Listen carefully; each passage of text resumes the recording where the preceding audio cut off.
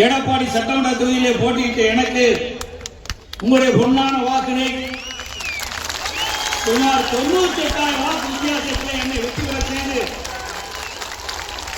தமிழகத்திலே எடப்பாடி சட்டமன்ற தொகுதியில் தான் அதிக வாக்கு வித்தியாசத்திலே வெற்றி பெற்ற தொகுதி எடப்பாடி சட்டமன்ற தொகுதி என்ற பெருமையை தேடித்தந்த எடப்பாடி தொகுதி வாக்காளர் மக்களுடைய பாலம் அணிந்து என்னுடைய நன்றியை தெரிவித்துக் கொள்கிறேன். இந்த வெற்றிக்காக பாடுபட்ட கழக நிர்வாகிகளுக்கும் கழக தொண்டர்களுக்கும் கூட்டணி கட்சி சேர்ந்த தலைவர்களுக்கும் நிர்வாகிகளுக்கும் தொண்டர்களுக்கும் வாக்களித்த வாக்காளர் மக்களுக்கும் எனது மனமார்ந்த நன்றி நன்றி நன்றி. வாக்காளர்களுக்கும் பொதுமக்களுக்கும் ஊடகங்களுக்கும் பத்திரிகைகளுக்கும் நன்றி. இன்றைய தினம் தமிழகத்தில் 214 தொகுதி 234 தொகுதியில அனைத்து இந்திய அண்ணா திராவிட முன்னேற்ற கழகம் 47 இடங்களில் வென்றது. கூட்டணி 6 இடங்களில் வென்றோம். இந்த 234 இடத்துல அதிக வாக்கு வித்தியாசத்திலே வெற்றி பெற்ற சட்டமன்ற தொகுதி எடப்பாடி சட்டமன்ற தொகுதி. இந்த வெற்றியை தேடி தந்த அத்தனை பெருமையும் வந்திருக்கின்ற வாக்காளர் மக்களையே சாரும். தேர்தல் ஏற்படுகின்ற சூழ்நிலைக்கு ஏற்ப அமையும். அதே போலதான் இன்றைக்கு நாம் வெற்றி வாய்ப்பு இழந்தாலும் கிட்டத்தட்ட நம்முடைய கூட்டணி 1,35,00,000 வாக்குகளை நாம் பெற்றிருக்கிறோம்.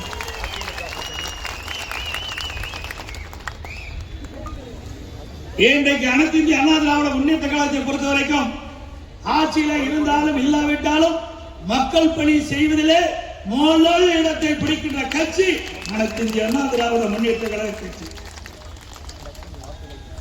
இன்றைக்கு 1991ஆம் ஆண்டு திராவிட முன்னேற்ற கழகம் 2 இடத்துல தான் வெற்றி பெற்றது. ஆனா 1996ஆம் ஆண்டு மீண்டும் அந்த கட்சி வெற்றி பெற்று ஆட்சி அமைந்தது. 96ல அனைத்து இந்திய அண்ணா திராவிட முன்னேற்ற கழகம் 4 இடங்களில் தான் நாம் வெற்றி பெற்றோம். இப்பொழுது 47 இடங்களில் நாம் வெற்றி பெற்றிருக்கிறோம். அது மட்டுமல்ல, அவர் வைத்த வேண்டுகோளை ஏற்று அடுத்து 2001 சட்டமன்ற தேர்தலிலே அனைத்து இந்திய அண்ணா திராவிட முன்னேற்ற கழகம் வெற்றி பெற்று ஆட்சி அமைத்தது. 2006 மீண்டும் திமுக வெற்றி பெற்றது. அண்ணா திமுக 61 இடங்களில் நாம் வெற்றி பெற்றோம். 2016 நாம் ஆட்சி பிடித்தோம். 2016 ஆட்சி பிடித்தோம்.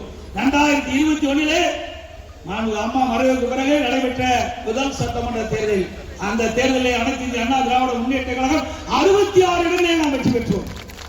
சுமார் 2 லட்சம் வாக்கு வித்தியாசத்திலே ஆட்சி அமைத்தார்கள் திராவிட முன்னேற்ற கழகம். 2 லட்சம் வாக்குகளை பெற்றிருந்தால் 43 இடங்கள் நாம் வெற்றி பெற்றிருப்போம். நாமும் கூட்டணியும் ஆட்சி அமைத்திருப்போம். 2021 கூட்டணியிலே 9 இடம் ஆக மொத்தம் அனைத்து இந்திய அண்ணா திராவிட முன்னேற்ற கழக தலைமையிலே அமைக்கப்பட்ட கூட்டணி 2021ஆம் ஆண்டு நடைபெற்ற சட்டமன்ற பொதுத் தேர்தலில் 75 இடங்களை நாம் பெற்றோம். அதிலே அனைத்து இந்திய அண்ணா திராவிட முன்னேற்ற கழக கட்சி மட்டும் 47 இடங்களிலே வென்றது. கூட்டணி 6 இடங்களிலே வென்றது. இது சாதாரண கட்சி அல்ல. இன்றைக்கு அனைத்து இந்திய அண்ணா திராவிட முன்னேற்ற கழகம் மீண்டும் எப்பொழுது தேர்தல் வந்தாலும் இடைத்தேர்தலாக அடுத்து வருகின்ற தேர்தல் பொது தேர்தலாகட்டும் நிச்சயமாக உங்களுடைய துணை கொண்டு வெற்றி பெற்று ஆட்சி அமைக்கும். அப்பொழுது நடைபெற்ற சட்டமன்ற தேர்தலில் அதிக இடங்களிலே பொன்மனச்செம்மல் புரட்சித் தலைவர் எம்ஜிஆர் நிறுத்தப்பட்ட வேட்பாளர் வெற்றி பெற்று அனைத்து இந்திய அண்ணா திராவிட முன்னேற்ற கழகம் ஆட்சியை பிடித்தது. அது வரலாறு. இன்றைய தினம் ஆட்சியாளர்கள் பெரும்பான்மையான இடத்துல வெற்றி பெறல. 108 இடத்துல தான் வெற்றி பெற்றிருக்காங்க. 8 மாவட்டத்தில் ஒரு இடத்துல கூட அவர் வெற்றி பெறவில்லை. இன்றைக்கு அவர் பல கட்சிகள் ஆதரவு கொடுத்துதான் இன்னைக்கு ஆட்சியில் அமர்ந்திருக்கிறார். டிவிக்கு ஆட்சியில் அமர்ந்திருக்கிறார். இது ஒரு நாற்காலிக்கு 4 கால் இருக்கும். அது 2 கால் தான் இன்றைய ஆட்சியாளருடைய கால். 2 கால் இரவல் கால். திராவிட முன்னேற்ற கழகத்தின் மூலமாக வெற்றி பெற்று அந்த கூட்டணி கட்சிகள் இந்த டிவி கேபிள் ஆதரவு கொடுத்து அதனால் ஆட்சி அமைச்சிருக்கிறீங்க. அந்த 2 கால் எப்பொழுதானாலும் நகரிடுவது நாற்காலி தானாக சாயும். அப்படிப்பட்ட நிலைமைதான் டிவி இருக்குது என்பதை எண்ணி பார்க்க வேண்டும். தேர்தல் நேரத்தில் டிவிகே தலைவர் குறிப்பிட்டார், 2 திராவிட கட்சிகளும் அகற்றப்பட வேண்டும் என்று குறிப்பிட்டார். ஆனால் இன்றைக்கு நிலைமை என்ன? திராவிட முன்னேற்ற கழக தலைமையில் அமைக்கப்பட்ட கூட்டணி கட்சியில வெற்றி பெற்ற அந்த சட்டமன்ற உறுப்பினர்கள் தான் டிவிகே ஆட்சிக்கு முட்டு கொடுத்து தாங்கிக் கொண்டிருக்கின்றார்கள். அவருடைய தயவை, அதனால் அவருடைய திராவிட முன்னேற்ற கழக தலைமையில் அமைக்கப்பட்ட கூட்டணி இன்றைக்கு கம்யூனிஸ்ட் கட்சிகள், விடுதலை சிறுத்தை கட்சி மற்றும் சில கட்சிகள் ஆதரவு கொடுத்த காலத்தினால்தான் இன்றைக்கு டிவிகே ஆட்சியில் இருக்குது. தனி பெருமையாண்மையோட ஆட்சி அமைக்கல. அவர்கள் தயவு எந்த அளவுக்கு இருக்கிறதோ அந்த நாட்கள் தான் ஆட்சியில் இருப்பார் என்பதை அவர்கள் எண்ண வேண்டும். அனைத்து இந்திய அண்ணா திராவிட முன்னேற்ற கழகத்தை பொறுத்தவரை ஒரு வெள்ளை அறிக்கை வெளியிடுவதாக குறிப்பிட்டிருக்கிறாங்க. அதுல என்ன சொல்ல போறாங்கன்னு தெரியல. ஆனா எனக்கு தெரிஞ்சது, வெளியில் வந்த செய்தி, தேர்தல் நேரத்தில் டிவிகே தலைவர் தமிழகத்தில் 10 லட்சம் கோடி கடன் இருக்கின்றது என்று குறிப்பிட்டார். அந்த 10 லட்சம் கோடி கடன் இருப்பது என்று குறிப்பிட்ட பிறகு டிவிகே தலைவர் அவருடைய கட்சியின் சார்பாக பல தேர்தல் அறிவிப்பை வெளியிட்டார். டிவிகே வெற்றி பெற்று ஆட்சி அமைத்தால் எல்லா குடும்ப தலைவிக்கும் 2500 ரூபாய் கொடுப்பதாக வாக்குறுதி கொடுத்திருக்கின்றார். 6 சிலிண்டர் ஆண்டுக்கு கொடுப்பதாக அறிவித்தார். பிறக்கும் குழந்தைக்கு தங்க மோதிரம் போடுவதாக சொன்னார். 1 மாசத்துல பிறந்த குழந்தைக்கு தங்க மோதிரம் போட்டிருக்காங்களா? போட்டாங்களா? திருமணத்திற்கு 1 சவரன் 1 பவன் நகை, அதோட பட்டு சேலை கொடுப்பதா சொன்னார். கொடுத்தாரா? இந்த 1 மாசத்துல திருமணம் ஆச்சு ஏழை குடும்பத்தை சேர்ந்த பெண்களுக்கு. அத்தனையும் கவர்ச்சிகரமான அறிவிப்பு. எதுவுமே நடக்கல. எந்த அறிவிப்பு வரைக்கும் வெளியிடல. இப்படித்தான் 2021 சட்டமன்ற பொதுத் தேர்தல் திராவிட முன்னேற்ற கழக தேர்தல் அறிக்கையில திமுக வெற்றி பெற்ற ஆட்சிக்கு அமைந்தவுடனே மாதந்தோறும் குடும்ப தலைக்கு 1000 ரூபாய் கொடுப்பதாக சொன்னாங்க. வந்த உடனே கொடுக்கல. 1 வருஷம் கொடுக்கல, 2 வருஷம் கொடுக்கல. தொடர்ந்து சட்டமன்றத்தில் அழுத்தம் கொடுத்தோம். தேர்தல் நேரத்தில் கொடுக்கப்பட்ட வாக்குறுதி, அந்த ஏழை குடும்பத்தை சேர்ந்த குடும்ப தலைவிக்கு மாதந்தோறும் 1000 ரூபாய் கொடுப்பதாக வாக்குறுதி கொடுத்தீர்கள். அதை ஏன் இதுவரை நிறைவேற்றவில்லை என்று 28 மாத காலம் தொடர்ந்து சட்டமன்றத்தில் பிரதான எதிர்க்கட்சி என்ற முறையில் குரல் கொடுத்தோம். அரசுக்கு அழுத்தம் கொடுத்தோம். அதிமுக பொதுக்கூட்டத்தில் கழகத்தின் சார்பாக நாங்க தொடர்ந்து பேசி வந்தோம். வேற வழி இல்லாம திமுக முதலமைச்சர் 28 மாசம் கழிச்சுதான் குடும்ப தலைவிக்கு மாதந்தோறும் 1000 ரூபாய் கொடுத்தார். அதுபோல இன்றைய தினம் ஆட்சியிலே அமர்ந்த திமுக தலைவர் எனக்கு என்ன பதில் சொல்ல போகிறார்? அவர் வெற்றி அறிவிப்பா எனது நிறைவேற்றுவாரா? பொறுத்திருந்து பார்ப்போம். மக்கள் பேசிக் கொள்கிறார்கள்.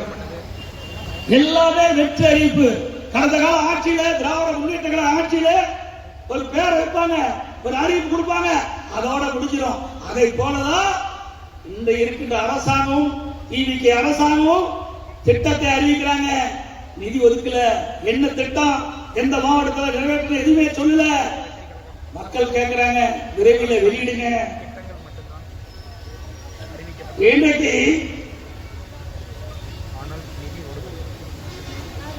டிவிகே கவர்ச்சிகரமான அறிவிப்பு. தேர்தல் நேரத்தில் பல ஆசை வார்த்தைகளை பேசித்தான் நீங்க ஆட்சிக்கு வந்திருக்கிறீங்க, மறந்து விடாதீங்க. இது எவ்வளவு நாளைக்கு தாக்கு பிடிக்கும் தெரியல. எனவே மக்கள் புரிந்து கொள்வார்கள். இன்னைக்கு ராஜ்யசபா உறுப்பினர் டிவிகே தலைவர் யாரையுமே அந்த கூட்டணியில் அங்கம் வைக்கின்ற கட்சியில கலந்து ஆலோசனை செய்யாம அறிவிச்சதாக பத்திரிகையில வெளியே செய்தி வந்திருக்குது. அந்த கட்சியில காங்கிரஸ் கட்சி இடம்பெற்றிருக்குது, ஐயுஎம்எல் இடம்பெற்றது, சிபிஐ இடம்பெற்றது, சிபிஎம் இடம்பெற்றது, விசிகே இடம்பெற்றது. இதெல்லாம் யாருமே கலந்துக்காத ஒரு அறிவிப்பு வெளியிட்டதாக பத்திரிகையில செய்தி வெளியிட்டிருக்குது. அந்த தலைவர்களாம் பல்வேறு விமர்சனத்தில் பேசி வராங்க. இன்றைக்கு அந்த கூட்டணியில் ஒரு குழப்பம் ஏற்பட்டிருக்குது. அறிவிக்கப்பட்ட காங்கிரஸ் ராஜ்யசபாவுக்கு அறிவிக்கப்பட்ட காங்கிரஸ் கட்சி வேட்பாளர் அவர் ஒரு கருத்து சொல்லியிருக்காரு வலைதளத்திலே. தமிழ்நாடு சமூக நீதி முற்போக்கு கூட்டணி என்ற ஒரு பெயரை வச்சுட்டாரு. உடனே கம்யூனிஸ்ட் கட்சிகள் எதிர்ப்பு தெரிவிக்கிறது. விடுதலை சிறுத்தை கட்சி அதுக்கு தெரியல, தெரிஞ்சவரை கருத்து சொல்ல சொல்லியிருக்காங்க. ஆனா கூட்டணிக்கு ஒரு குழப்பம் வந்தாச்சு. இது எத்தனை நாளைக்கு இந்த ஆட்சி நீடிக்கும் என்று தெரியல. அது மட்டுமல்ல, முதலமைச்சர் அவர்கள் குறிப்பிடுறாங்க, நேர்மையான அதிகாரிகள் நாங்கள் நியமித்து விட்டோம். நேர்மையான IAS அதிகாரிகள், நேர்மையான IPS அதிகாரிகள் நியமித்து விட்டோம். சிறப்பான ஆட்சி நடக்கும் சொல்றாங்க. இந்த அதிகாரிகள் எல்லாம் எல்லா ஆட்சியிலும் இந்த அதிகாரிகள் தான் என்பதை நீங்கள் உணர வேண்டும். நியமிக்கப்பட்ட அதிகாரிகள் திமுக ஆட்சியில் இருந்தாங்க, அண்ணா திமுக ஆட்சியில் இருந்தாங்க. அவர்கள் தான் நீங்க நியமிச்சிருக்கிறீங்க. புதுசா எந்த அதிகாரியும் நீங்க தேர்ந்தெடுத்து நியமிக்கல. அப்படின்னா மக்களால் தேர்ந்தெடுக்கப்பட்ட அரசு தான் வழிகாட்டியின் பேரில் தான் அரசு அதிகாரிகள் செயல்படுவாங்க. அதுக்காகத்தான் தேர்தல் நடக்குது. அந்த தேர்தல் மூலமாக இன்றைக்கு அரசு ஏற்படுத்துறாங்க. அந்த அரசுல முதலமைச்சர் சொல்லுகின்ற வழிகாட்டின்படிதான் ஆட்சி நடக்கும். அதுதான் ஜனநாயகம். அப்படித்தான் தேர்தல் நடந்து முடிந்து உங்களுக்கு வாய்ப்பு கொடுத்திருக்கிறாங்க. அரசு அதிகாரிகளே, அரசு உயர் அதிகாரிகளே அரசை நடத்துவேன் சொன்னா முதலமைச்சர் எதற்கு? மக்கள் கேட்கிறாங்க. முதலமைச்சருக்கு வேலையே இல்லையே, அரசு அதிகாரிகளே. அப்படி உங்களுடைய நோக்கம் தான் என்ன? மக்கள் கேட்கிறாங்க. அதை முதலமைச்சர் விளக்க வேண்டும். இரண்டாவது,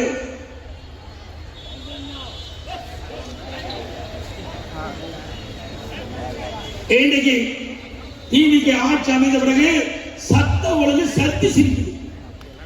இது நாம சொல்லல, அவர் முதலமைச்சர் ஆவதற்கு உறுதுணையாக இந்த கம்யூனிஸ்ட் கட்சியை குறிப்பிடுறாங்க.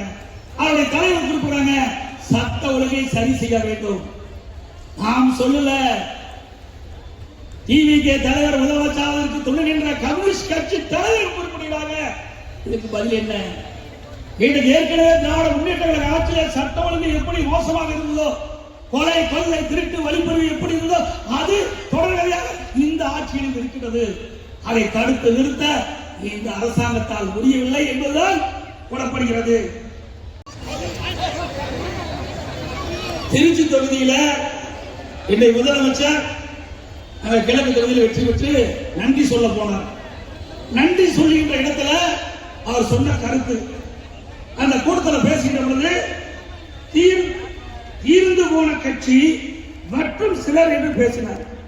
அண்ணா திமுக தீர்ந்து போன கட்சி அல்ல, மக்களுடைய குறைகளை தீர்த்து வைத்த கட்சி அரசாங்கம். அண்ணா திமுக அரசாங்கம்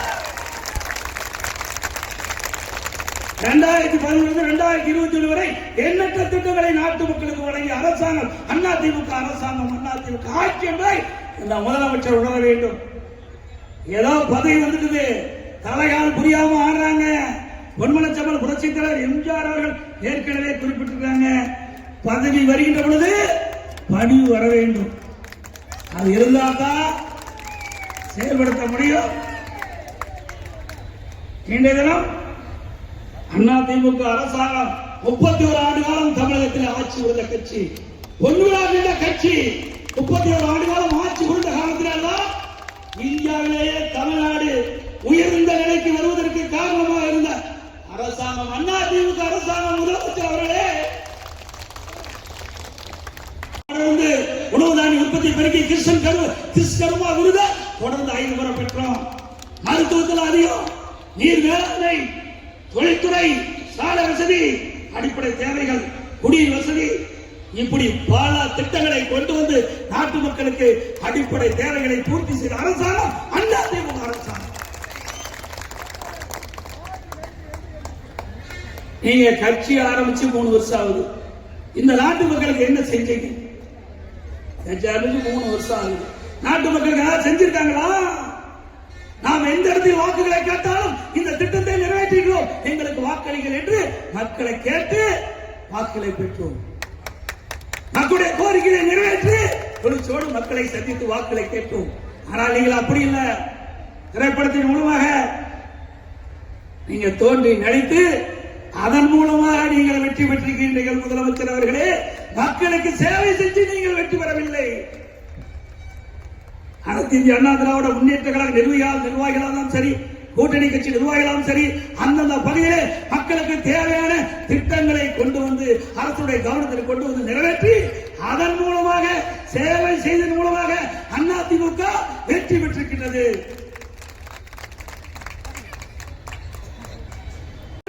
விளையாடுவதற்காக விளையாட்டு நம்முடைய அரசு மேல்நிலை பள்ளியில 3 கோடியில விளையாட்டு மயிலாடும் அதிமுக ஆட்சியில் போட்டோம்.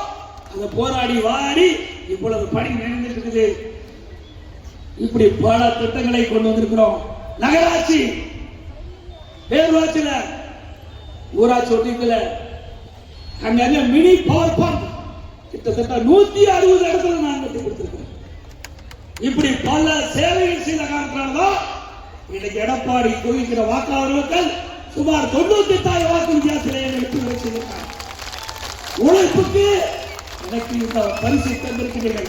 வாழ்நாள் முழுவதும் நான் மறக்க மாட்டேன் என்பதை நேரத்தில் வந்தாலும் அனைத்து இந்திய அண்ணா திராவிட முன்னேற்ற கழகம் மக்களுக்காகவே இயங்கும் சொன்னாங்க. அதிமுக ஆட்சியில் செய்தி காட்டணும். நான் முதலமைச்சர் இருந்தபொழுது இன்றைய தினம் டிவிக்கு அமைச்சரவையில் இருக்கின்ற பொதுப்பணித்துறை அமைச்சர் பேசுறார். அவர் ஒரு கட்சியில் இல்ல, பல கட்சியில் இருந்தவர்.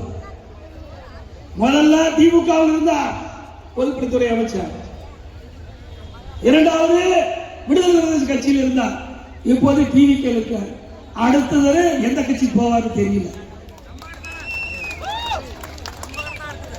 ஆக நாங்கெல்லாம் அப்படி அல்ல. நான் 1974 சிறுமலை கிழக்கிழ செயலாளராக பணியாற்றி கிட்டத்தட்ட எண்ணி பாருங்க 51 ஆண்டுகள் அனைத்து இந்திய அண்ணா திராவிட முன்னேற்ற கழகத்திலே தொடர்ந்து இருந்து கொண்டிருக்கிறேன். மக்களுக்காக பணி செய்து கொண்டிருக்கிறேன், கட்சிக்காக பணியாற்றிக் கொண்டிருக்கிறேன் என்பதை நினைவிலே வைத்துக் கொண்டு பேசுங்கள். அனைத்து இந்திய அண்ணா திராவிட முன்னேற்ற கழகத்தை பொறுத்த வரைக்கும் தொண்டர்கள் எத்தனை சோதனைகள் வந்தாலும் அத்தனை சோதனைகளும் வென்று மீண்டும் ஆட்சி துணை இருப்பார். எந்த கொம்பனாலும் அதிமுக உடைக்கவோ முடியாது. இது இருவரும் தலைவர்கள். பொன்மனச்சம்மாள் புரட்சி தலைவர் எம்ஜிஆர் தொடங்கப்பட்ட கட்சி, அம்மா அவர்கள் கட்டி காத்த கட்சி. இருவரும் தலைவர்கள் தெய்வமாக நின்று ஆசி வழங்கிக் கொண்டிருக்கின்ற கட்சி அதிமுக கட்சி. தப்பு கணக்கு போடாதீங்க. திரையுலகில் தோன்றி நீங்க ஆட்சிக்கு வந்திருக்கிறீங்க. நாங்கள் மக்களிடத்தில் உழைத்து சேவை செய்து ஆட்சியில் இருந்தோம். புரிந்து கொண்டு பேச வேண்டும். எடப்பாடி பழனிசாமி 10 சட்டமன்ற தேர்தலில் தோல்வி பழனிசாமி 10 தேர்தலில் தோல்வி பழனிசாமி சொன்னார். ஆட்சி அதிகாரத்தில் இருக்கும் போது இப்ப என்னாச்சு? அவரே தோற்று. ஆட்சி அதிகாரம் இருக்கும் போது ஜாக்கிரதையா பேசுறாங்க, ஆட்சி இருக்கும் போது தலைகால் புரியாமல் பேச போறாங்க. ஆட்சி அதிகாரம் வரும்போது பணி வர வேண்டும். டிவிகே தலைவர்களே, டிவிகே கட்சி சேர்ந்த நிர்வாகிகளே அடக்கி வாசிங்க. இல்லைன்னா உங்களுக்கு இப்படிப்பட்ட நிலைமை ஒரு காலத்திலே வரும். என்ன என்னை 10 தேர்தல் தோல்வி என்ற பழனிசாமி சொன்னவர், அவர் தோற்று போனார். உங்களால் எடப்பாடி சட்டமன்ற தொகுதி வாக்காளர்கள் 98,000 வாக்குகள் அதிகரித்து தமிழ்நாட்டிலேயே அதிக வாக்கு வித்தியாசத்தில் வெற்றி பெற்ற சட்டமன்ற உறுப்பினர் என்ற பெருமையை நீங்க தேடி தந்திருக்கீங்க.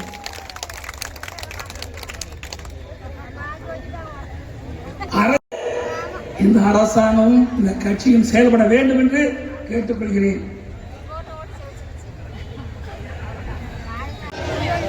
அதிமுக கட்சி எடப்பாடி சட்டமன்ற தொகுதி உட்பட 7 இடத்துல நாம ஜெயிச்சிருக்கிறோம். 7 சட்டமன்ற தொகுதியிலே ஜெயிச்சிருக்கிறோம்.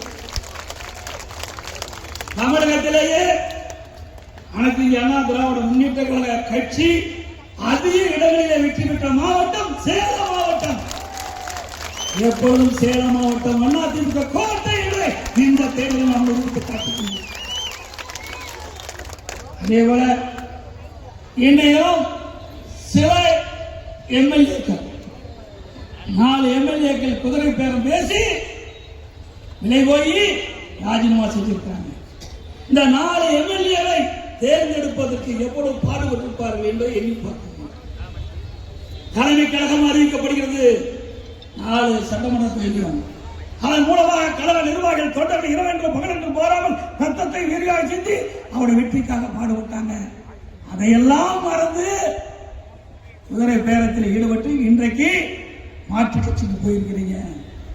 விரல் இருக்கிற மை கூட அடையல, விரல் இருக்கிற அதுக்குள்ள கட்சி மாறி இருக்கிறாங்க. இந்த கட்சிக்கு துரோகம் செய்கிற எவராக இருந்தாலும் இருவரும் தன்னுடைய ஆத்மா மன்னிக்காது. நிர்வாகிகளுக்கு துரோகம் விளைவிச்சிட்டீங்க, வாக்களித்த வாக்காளர்களுக்கும் நீங்கள் துரோகம் விளைவிச்சிட்டீங்க. இன்றைக்கு தேர்தல் நேரத்தில் இவர்கள் வெற்றி பெறுவதற்காக கால் கடுக்க நின்று வாக்காளர்கள் வாக்களித்தாங்க. இதற்காக 2 லட்சத்துக்கு வாக்களித்தாங்க. அதிமுக ஆட்சிக்கு வர வேண்டும் என்று வாக்களித்தார்கள். அதையெல்லாம் மறந்து கழக நிர்வாகிகள் தொண்டர்களுக்கும் துரோகம் விளைவிச்சீங்க, வாக்களித்த வாக்காளர்களுக்கும் நீங்கள் துரோகம் விளைவிச்சிருக்கிறீங்க. ஆக உங்களை வரலாறு மன்னிக்காத என்பதை நேரத்தில் ஏற்படுத்திக்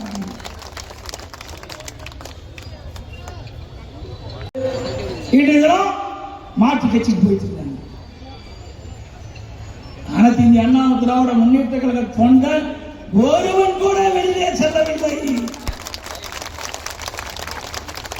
அண்மையிலே தஞ்சாவூர் மாவட்டம் திருப்போணம் என்ற இடத்துல அனைத்து இந்திய அண்ணா திராவிட முன்னேற்ற கழகத்தில் வர்த்தகடியுடைய இணைச் செயலாளராக பணியாற்றிய அறிவு சகோதரர் திரு கே.எஸ். மகேந்திரன் அவர்கள் மன உணர்ச்சியால் இப்படிப்பட்டவர்களால் இந்த இயக்கத்தை வீடு வீடு திட்டமிட்டு முடக்க பார்க்கிறார் என்ற வேதனையோடு தன்னை தானே அழித்துக் கொண்டார்.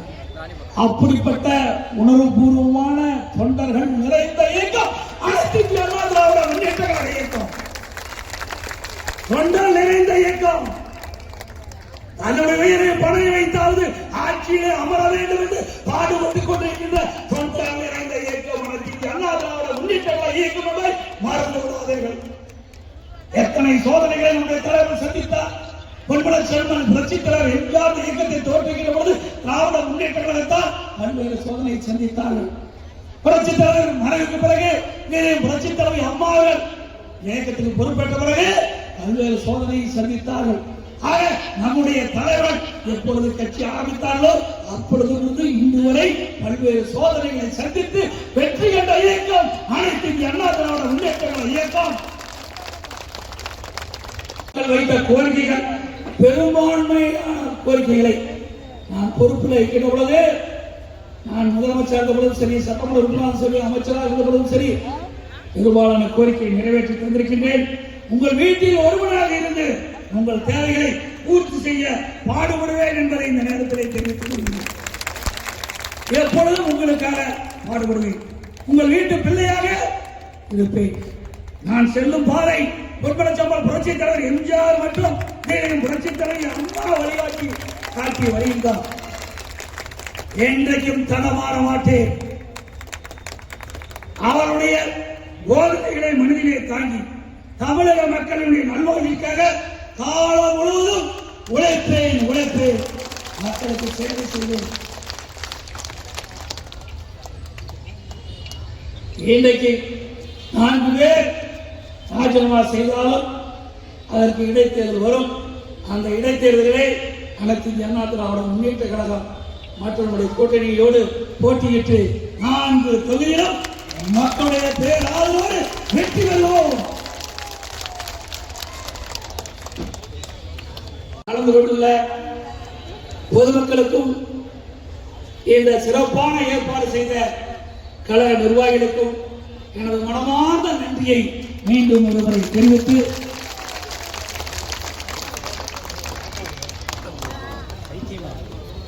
நான் ஏற்கனவே குறிப்பிட்டவாறு தொடர்ந்து எனக்கு வெற்றியை தேடி தந்திருக்கின்ற அதை நிச்சயமாக நான் நிறைவேற்றி தருவேன் என்பதை இந்த நேரத்தில் தெரிவித்து இந்த சிறப்பான நன்றி அறிவிப்பு கூட்டத்திற்கு வருகிறது. அத்தனை நல்ல உள்ளங்களுக்கும் நிகழ்ச்சியில் முன்பு பெற்ற மேடையிலே இருக்கின்ற நிர்வாகிகளுக்கும் பல்வேறு தொகுதியிலிருந்து நன்றி.